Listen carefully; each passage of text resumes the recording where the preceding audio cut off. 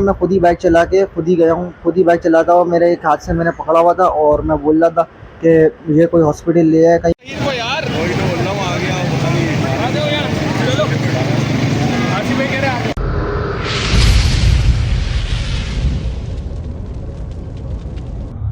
السلام علیکم، میرا نام ہے عمیر احمد اور آپ دیکھ رہے ہیں ہمارا یوٹیوب چینل اسٹار K110.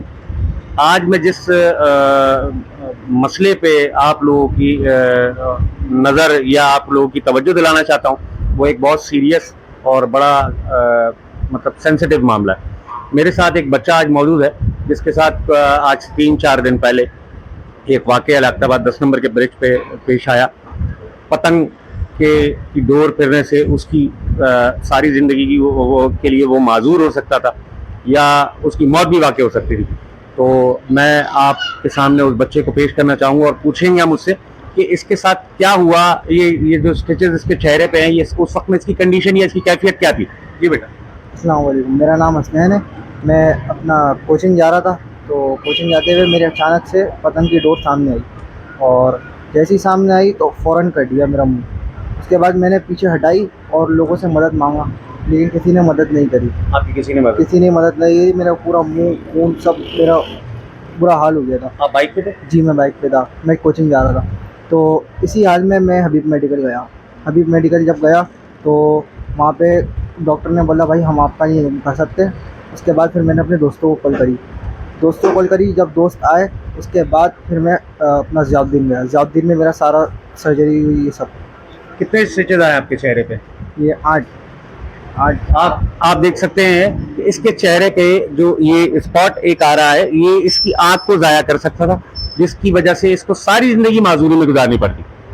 تو میں یہ کہنا چاہتا ہوں جو اس ہمارے ادارے ہیں یا جن کے یہ ڈومین میں آتا ہے متعدد بار ہم اس کی نشاندہیاں کر چکے ہیں ماضی میں بھی.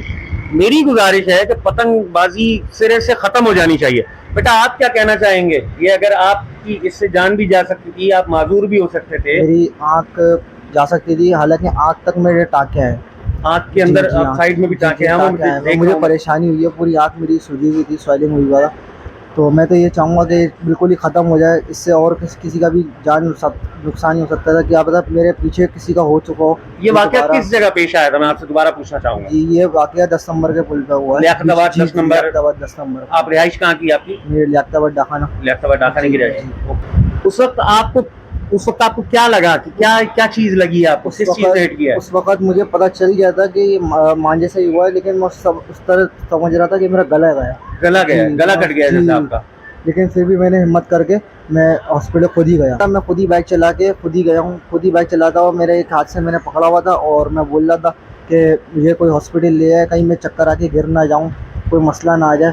حالانکہ میں وہاں پہنچا ہوں مجھے چکر آنا شروع ہوا کیونکہ میرے بلیڈنگ بہت ہو گئی، بہت زیادہ ہو گئی. آج یہ ایک واقعہ ہے، آنے والے دنوں میں ایک اور واقعہ ہو جائے گا.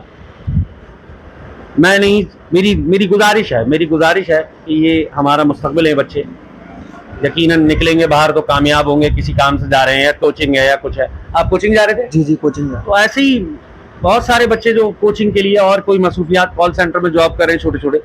تو یہ متعدد بار یہ واقعات ہو چکے ہیں. اس پہ ٹوٹل کریک ڈاؤن کرنا چاہیے اور اس پہ بین لگنا چاہیے.